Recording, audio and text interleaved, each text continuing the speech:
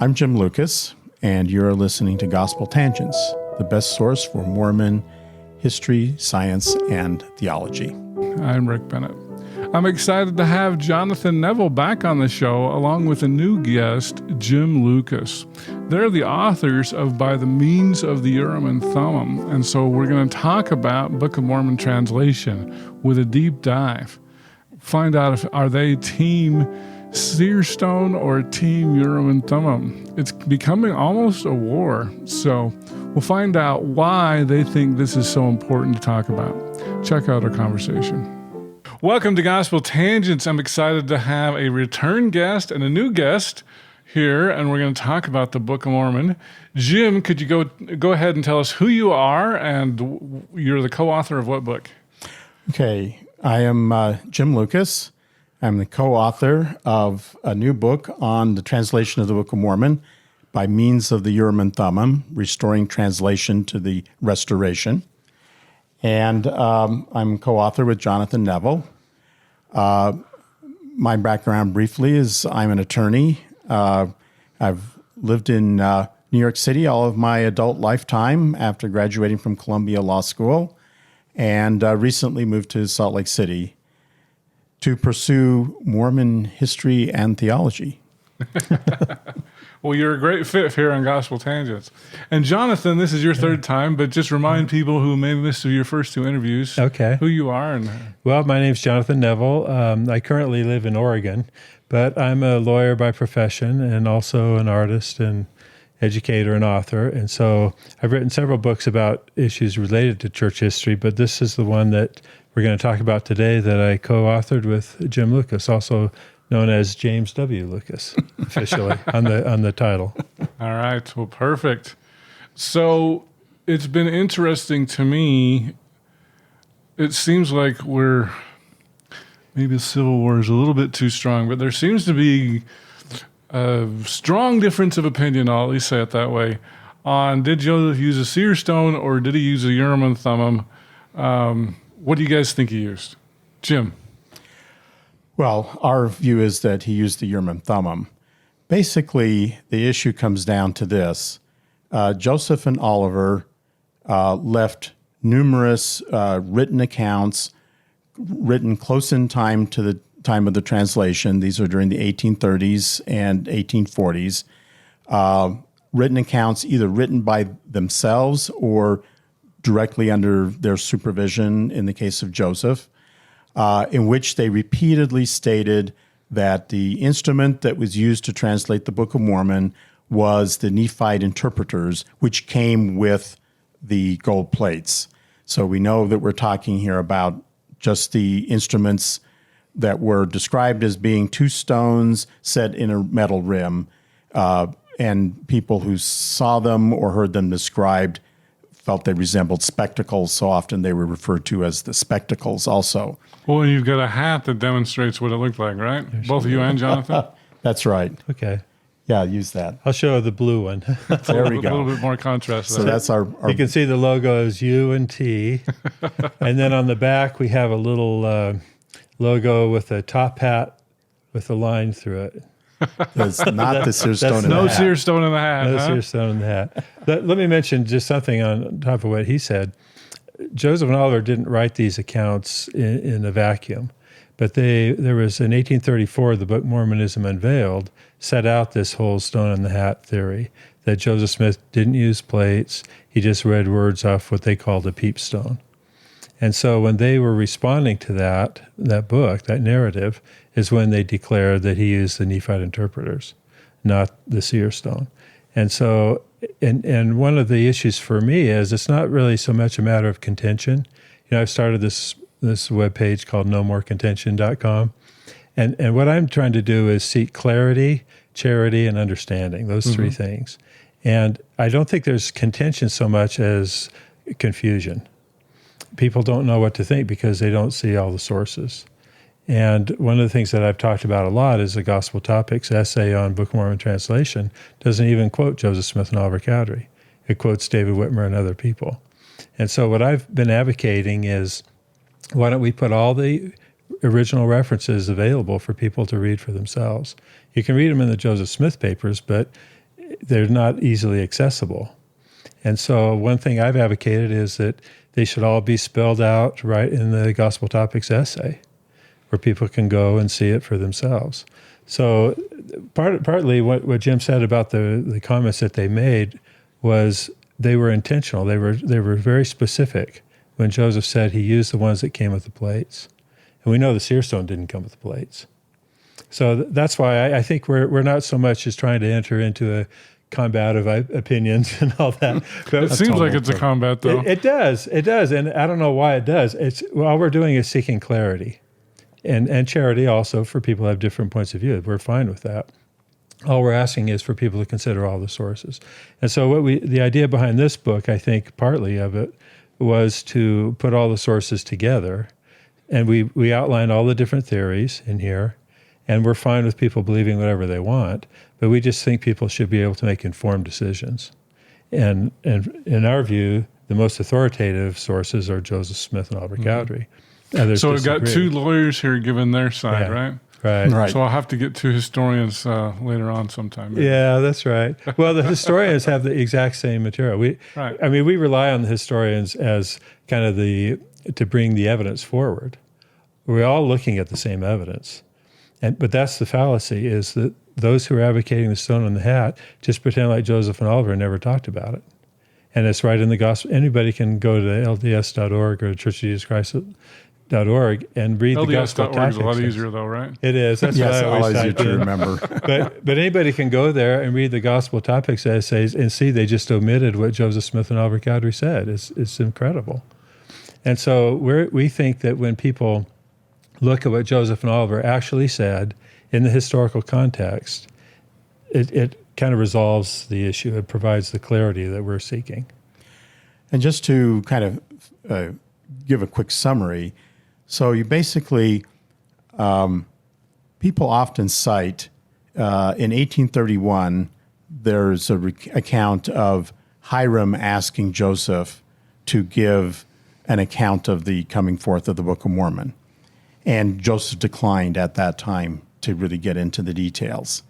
However, and people often cite that and say, oh, therefore Joseph never said anything about how the Book of Mormon was translated. But you have to go back and put the facts together and the timeline together. So he said that in 1831, but in 1834, as Jonathan mentioned, Mormonism Unveiled was published, the first major anti-Mormon book. Actually, the first full-length book about Mormonism that was ever published. We need to acknowledge its kind of significance in the history there. And that put forth the stone in the hat, the Sears peepstone in the hat theory. And it was after that, as Jonathan noted, that Oliver and Joseph repeatedly began to publish written accounts where they made it very clear that the translation occurred using these interpreters or spectacles that came with the plates, that were in the box with the plates, and which came to be called the Urim Thummim. So basically you have through the 1830s and 1840s, kind of culminating with Oliver Cowdery's speech that he gave on returning to the church. In 1848. So you have all of these references from Joseph and Oliver through the rest of their lifetimes, repeatedly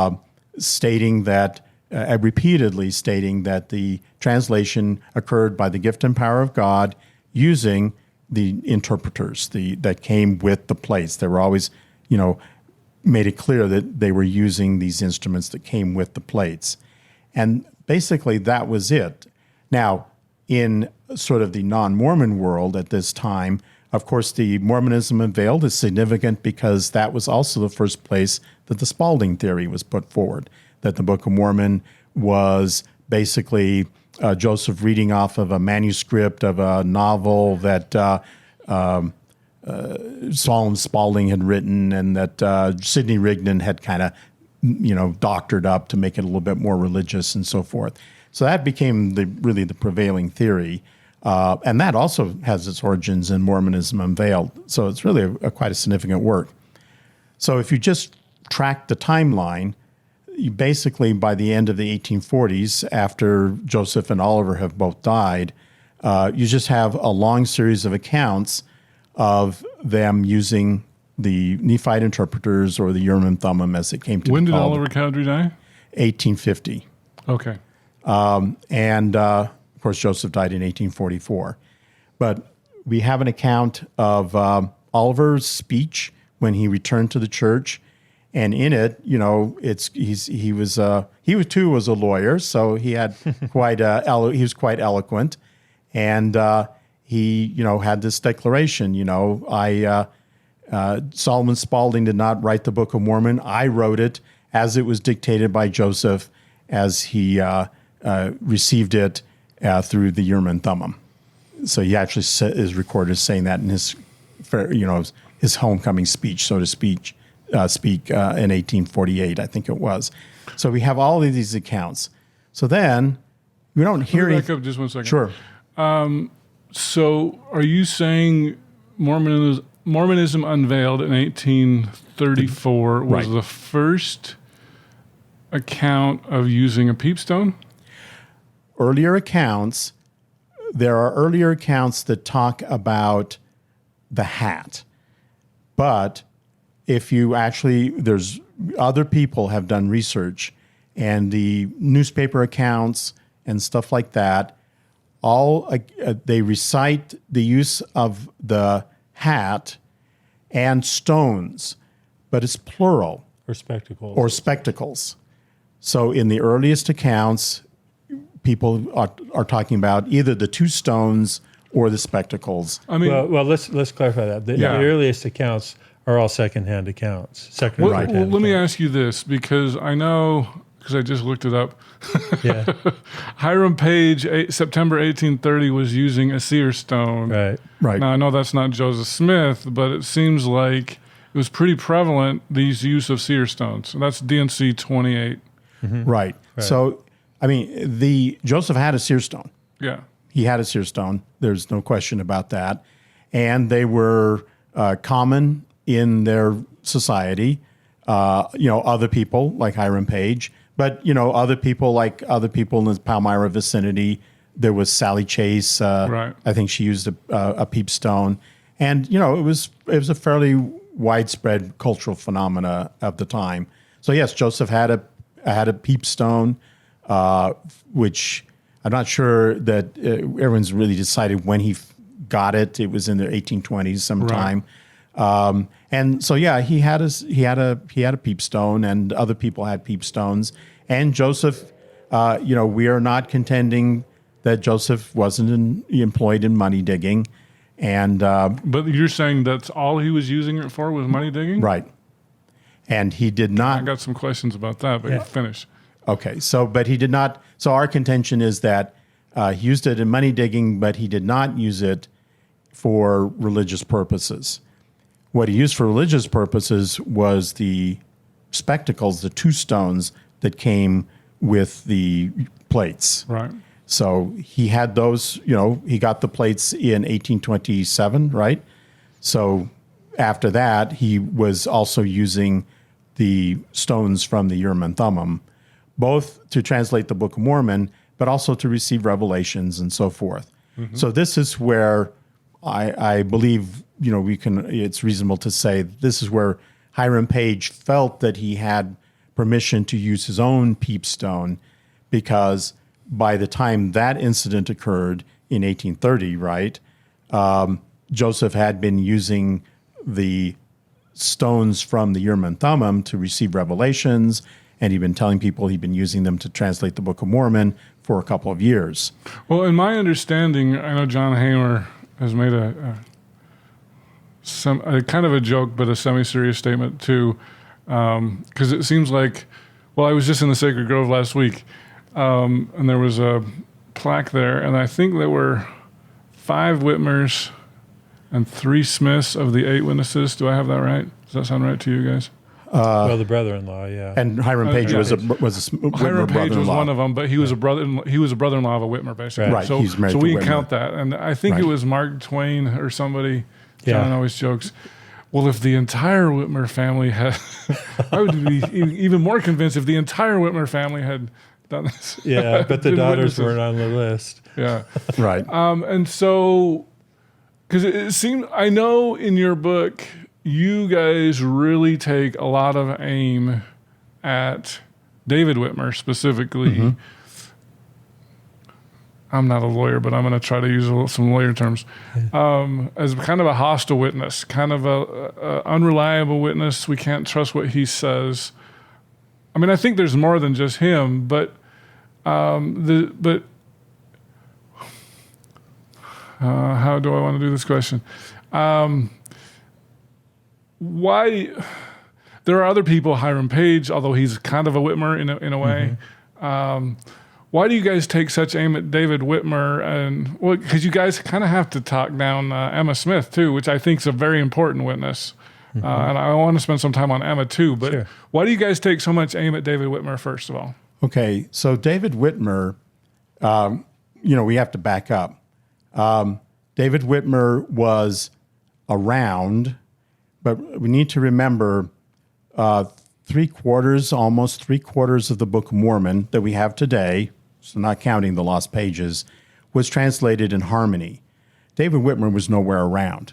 He was never in Harmony except. Now this does not include the lost 116 That's right. pages, correct? So this is So it doesn't include that. It does not. So it's like 75% of the Book of Mormon we have today, without the lost pages, was translated in Harmony. David Whitmer was nowhere around. Okay. That was where the lost pages incident occurred. This is where the angel took back the Urim Thummim for a while and the plates, and then returned them to Joseph, according to Joseph and Oliver and Lucy. All this occurred before David Whitmer ever showed up. Then Joseph, things started to get a little hot in Harmony, and they had finished the rest of the translation from the primary plates. In other words, through And this is when Joseph and Emma were living with Isaac Hale, is that right? On in their the farm? cabin on the Hale property, and Martin was with them, and then Oliver Cowdery came and stayed with them, and they finished. Like I said, 74%, I think is what it is, of the Book of Mormon we have today. This is Words of Mormon through Moroni and the title page. So David was not anywhere near. He was still back in Fayette during all of this time, all of these incidents. He was nowhere around.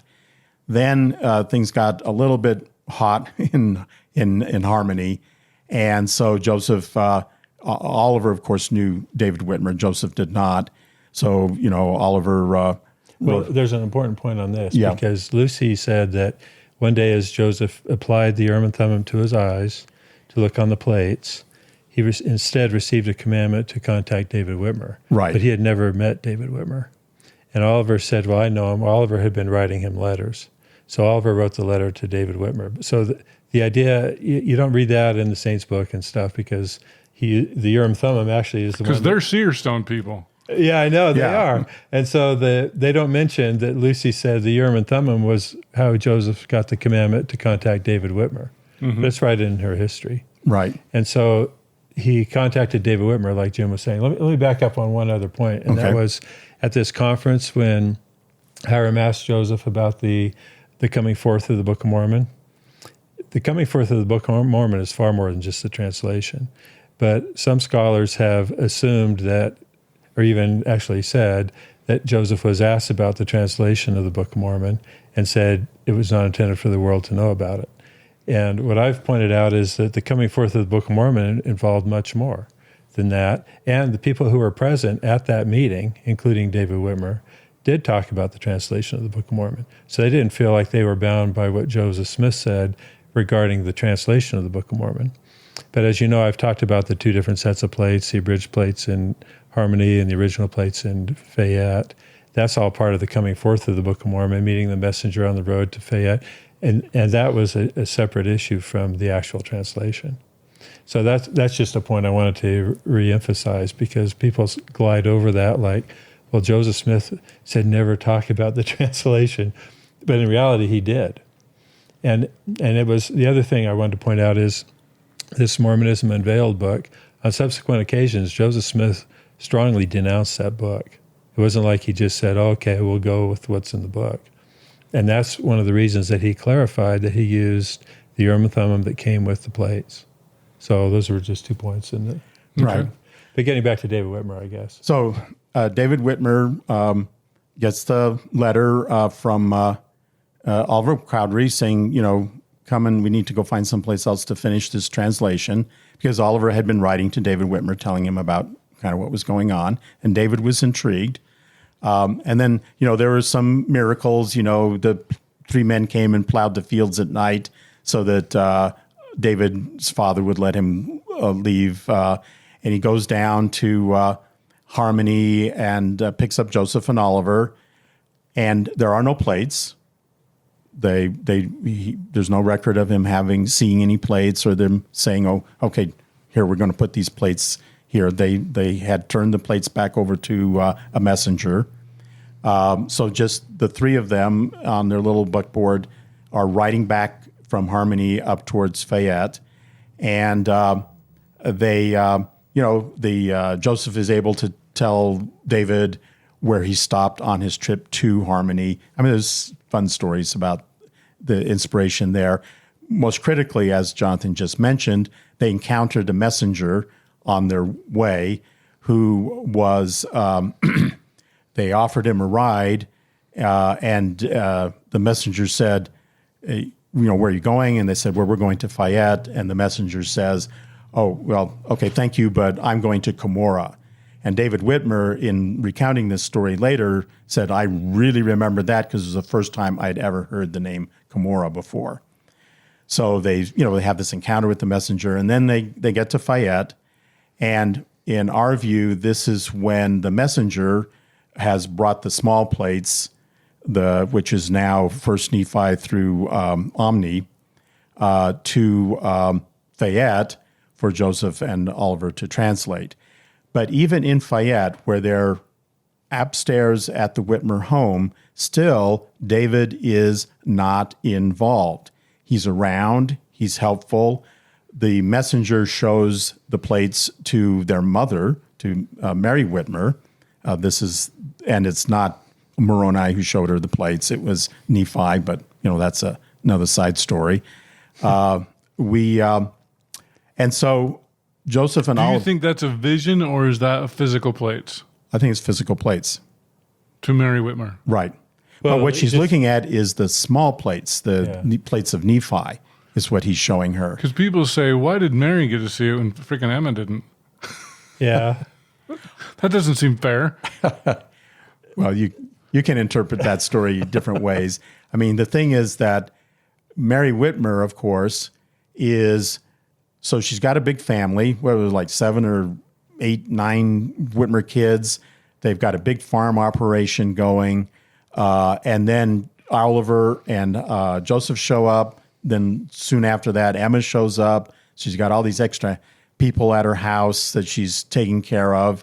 The Whitmer girls are still a little bit younger, so they're probably helpful around the house, but not as helpful as if they were older. And so Mother Whitmer's like handling everything herself with the dozen people in her household. So the story is that she was getting very frustrated with this, and so that's why she got to have the vision, because she was supplying the support and all the domestic backup to make this all happen.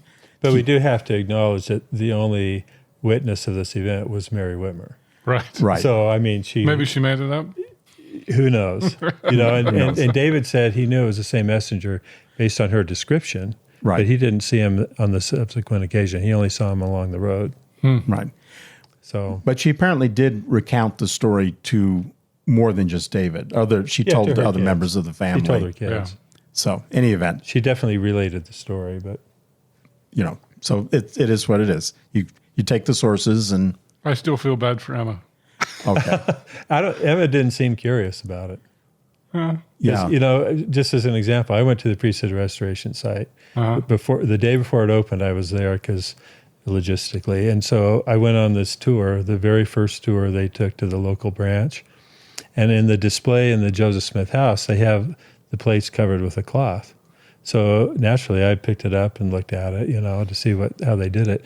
And later, I've been back there, and the missionaries have told me they've never looked at underneath that cloth. They were told never to look under the cloth, and I thought, wow, that's bizarre. But they're not curious enough to do it, or they're not honest enough to admit it, I guess. They think they'll get struck down. Yeah, how could anybody not look under that cloth, And so it's actually a little hard for me to believe that Emma didn't take a peek.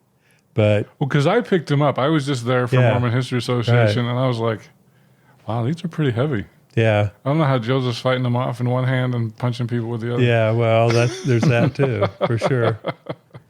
Well, of course, did you do an interview with Jerry Grover? Yeah. And so he has a whole estimate that's an alloy even still, and so forth. Because I interviewed Sandra Tanner, and she has a replica made out of lead, and she said lead is less heavy than gold, right. And they're heavy. And well, that was 6 or 7 years ago, and I just went last week to the site, and I was like, they seem comparable. Well, there's another interesting twist to this, and Joseph's father is reported to have said there was a compartment in there, in the plates. And when David Whitmer said part of it looked solid as wood, in my view, that was that compartment that held the Urim Thummim. Oh. And so even though it was 5 inches thick or 6 inches thick, it doesn't mean it was solid plates.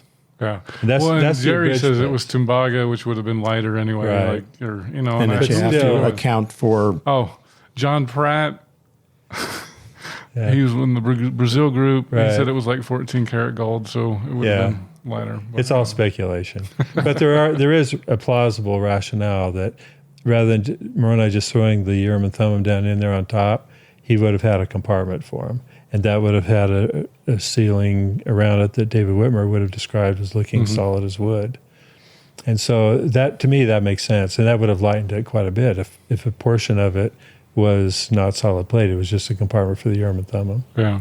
So anyway, back to David Whitmer. So in Fayette, where they're translating, just over a quarter of the Book of Mormon, basically just what's on the small plates, the Nephi through Omni. Again, Joseph and Oliver are upstairs. They're in private. David's around, but he was never a scribe. And he never, except for one occasion, ever explicitly stated that he saw the translation happening. He was just around. So, he knew how long their work days were. We believe that at one point Joseph actually put his peepstone in his hat to make a little demonstration for everybody to kind of explain what the process was like. to satisfy their awful curiosity. Yeah, that's the phrase that Zenas Gurley uses. Yeah. So he may have seen that.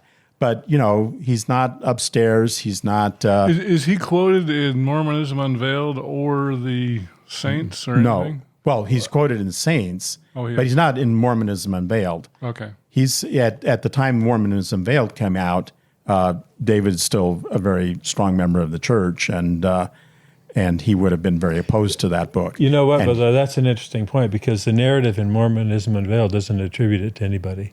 It's just said, this is a story going around.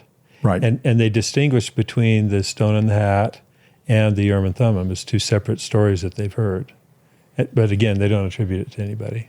But it's interesting, too, that they say in neither case did he use the plates, which is kind of what the Sith, we call it the stone in the hat theory, the Sith theory, is that he never used the plates. They were under a cloth or outside or wherever. I hope you enjoyed our conversation with Jim Lucas and Jonathan Neville. They're the authors of By Means of the Urim and Thummim. And so in our next conversation, we're actually going to get some pictures of what the Urim and Thummim probably looked like, as well as we'll talk a little bit about tight versus loose translation. Yeah, but I don't frame it in the loose rigid. I think it's just a translation. So I don't know when you say it's a loaded term is what I'm trying to say. So if you'd like to hear the entire interview uncut, subscribe on either Patreon or at gospeltangents.com. For just $5 a month, you can hear the entire audio uninterrupted. On our $10 tier, if you would like to see the whole video, you can see that either on youtube.com/gospeltangents, or I've got a special Facebook group devoted for full videos. So subscribe at gospeltangents.com and sign up for just $10 a month.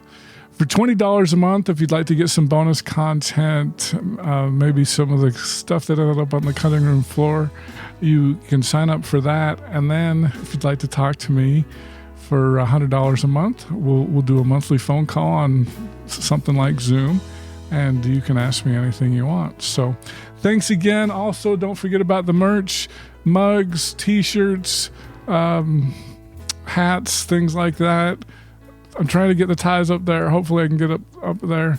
And thanks again for watching Gospel Tangents, and click here for some more videos.